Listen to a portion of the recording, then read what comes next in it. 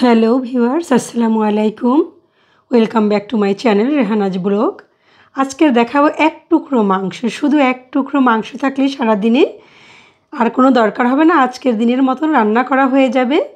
5-6-7 জনের একটা খাবার আইটেম হয়ে যাবে। শুধু এক টুকরো মাংস থাকলেই হয়ে গেল। সেই প্রসেসটা কিভাবে করবেন, কিভাবে কি করি আমি সেটা আমি দেখাচ্ছি খুব অল্প জিনিস দিয়ে। তো একটা ফ্রাই প্যান দিয়ে দিলাম, সেখানে একটু সরিষার তেল দিয়ে দিলাম। আমি 4টা শুকনো মরিচ দিয়ে দিলাম। মরিচটা একটু হালকা করে ভেজে আমি সেখানে কিছু আদা কুচি দিয়ে দিলাম, সামান্য একটু। আমি এখন দিয়ে দিলাম 4-5টা কাঁচামরিচ। আমি রসুন দিয়ে দিলাম 5-7 কোয়া। এখানে আমি পেঁয়াজ দিয়ে দিলাম, বড় একটা হবে এখানে আর কি, সুইডেনের, বাংলাদেশের তো 2টা হবে। এখানে আমি কালো জিরা দিয়ে দিলাম। এই কালো জিরাটা কিন্তু এমনিই কিন্তু অনেক উপকারী জিনিস, সেটা আমি দিয়ে দিলাম এখানে 1 চামচ পরিমাণ। এখানে লবণ দিয়ে দিলাম আমি, দিয়ে আমি ভালো করে এটা ভেজে নেব।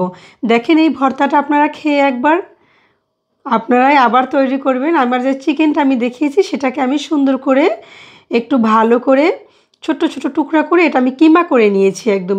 আপনারা চাইলে ব্লেন্ডারও করতে পারেন। আমি জাস্ট চাকু দিয়ে একটু করে কিমা করে নিয়েছি। দিয়ে দিলাম মাংসটা দিয়ে এটার সাথে আমি অ্যাড করে নিয়ে এটা সুন্দরভাবে আমি এখন ভেজে নেব।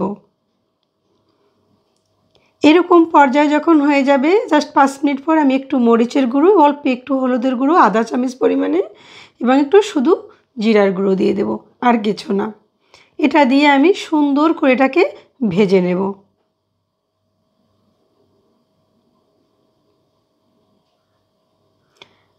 এটা যখন শুকনো শুকনো হয়ে যাবে প্রায়, দেখেন আমি এটাকে ভাজতে ভাজতে আমি শুকনো করে ফেলবো। এই পর্যায়ে আমি অল্প একটু পরিমাণে পানি দিয়ে দেব, 1 কাপ পরিমাণে। পানিটা দিয়ে আমি এটাকে ঢেকে দেব, ঢেকে আমি এটাকে সিদ্ধ হওয়া পর্যন্ত অপেক্ষা করব।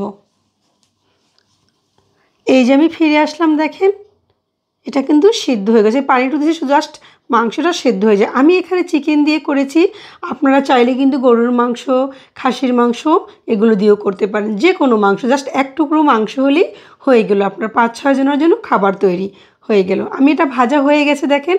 আমি একটু ফ্রাই প্যানটা একপাশে কাত করে রাখবো যাতে তেলটা একটু একপাশে চলে। তেলটা কিন্তু ফেলে দেবেন না, এটা দিয়ে আপনারা ভাজি অথবা যে কোনো কিছু করতে পারবো। এটা আমি রেখে দেবো, আপনারা ওটা রেখে দিবেন। কোনো কিছুই অপচয় করা ভালো না। এই যে তেলটা এটা রেখে দেব।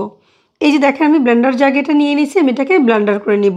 আপনারা চাইলে শিলপাটায় বেটে নিতে পারেন।